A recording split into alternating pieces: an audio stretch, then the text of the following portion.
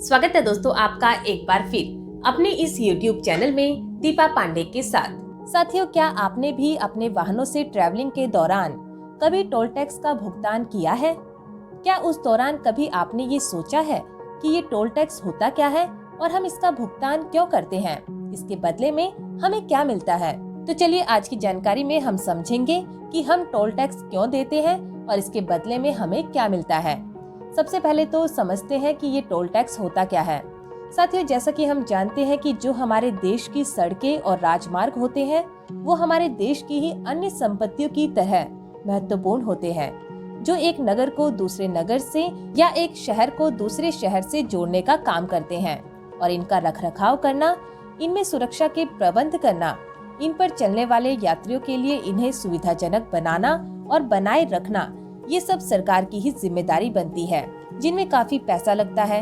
यानी इन जिम्मेदारियों को पूरा करने में सरकार को काफी पैसे की जरूरत पड़ती है, जिनकी वसूली सरकार टोल टैक्स यानी यातायात कर के रूप में हमसे ही करती है। सिंपल शब्दों में समझे तो सड़कों की लागत और मेंटेनेंस का खर्चा निकालने के लिए सरकार टोल टैक्स के रूप में जनता से मदद लेती है।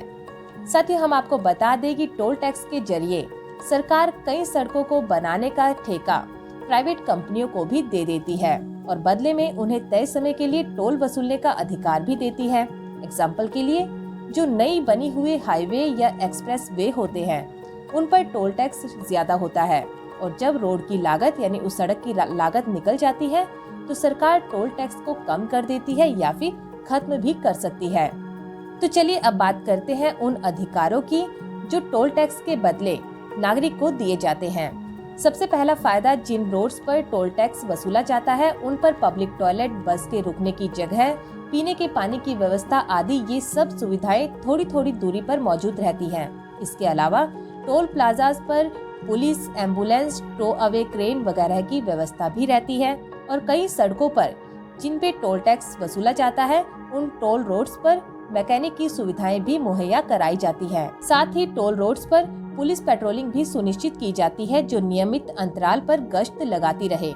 हर निश्चित दूरी पर अलग अलग टीम गश्त के लिए मौजूद रहती है, ताकि उन रोड्स पर अगर कहीं भी कोई हादसा होता है तो पुलिस जल्दी से जल्दी पहुंच सके। और साथियों, इसके अलावा 8 लेन वाली सड़कें, गड्ढा मुक्त सड़क, जगह जगह स्पीडोमीटर का होना, हर गाड़ी की लेन अलग, डिवाइडर पर पेड़ वगैरह, ताकि रात के समय दूसरे लेन से आने वाली गाड़ियों की हेडलाइट आंखों में ना चुभे, ये सभी चीजें हमारे दिए गए टोल टैक्स के पैसों से ही मेंटेन रहती है। यानी सरकार सड़कों की व्यवस्थित करने के लिए, इन जरूरतों को पूरा करने के लिए हमसे सड़क कर यानी रोड टैक्स वसूल करती है, जिनमें कई प्रकार के टैक्स शामिल होते हैं। जिनमें से सबसे ज्यादा यूज किया जाता है वो है टोल टैक्स यानी यातायात कर। तो साथियों, अब आप समझ ही गए होंगे कि टोल टैक्स क्या होता है और इसका हमें क्या फायदा मिलता है। इसके अलावा आपको बता दें कि टोल टैक्स की भुगतान करने के 2 तरीके होते हैं। पहला होता है नगद तरीका, जो अब 15 फरवरी के बाद सरकार द्वारा बैन हो जाएगा। और दूसरा तरीका जो अब आने वाले टाइम पे भी चलेगा वो है फास्टैग का। यानी इसमें आप अपनी गाड़ी पर एक स्टिकर लगाते हैं, जिसे आप अपने ई पेमेंट वॉलेट से कनेक्ट करते हैं। यानी जब भी वह गाड़ी कोई टोल प्लाजा से गुजरती है तो जो वहाँ मशीन होती है वो इसे स्कैन करती है स्टिकर को, और आपके ई पेमेंट वॉलेट से पेमेंट को काट लेती है। और साथियों, हम आपको बता दें कि अब ये 15 फरवरी से फास्टैग मैंडेटरी होने वाला है। अगर आपकी गाड़ी में भी अभी तक फास्टैग का स्टिकर नहीं लगा है तो आप इसे 15 फरवरी से पहले लगवा लें। जिसे मंगवाने के लिए आप कुछ ही मिनटों में अपने मोबाइल से इसे अप्लाई कर सकते हैं, जिसकी होम डिलीवरी होती है।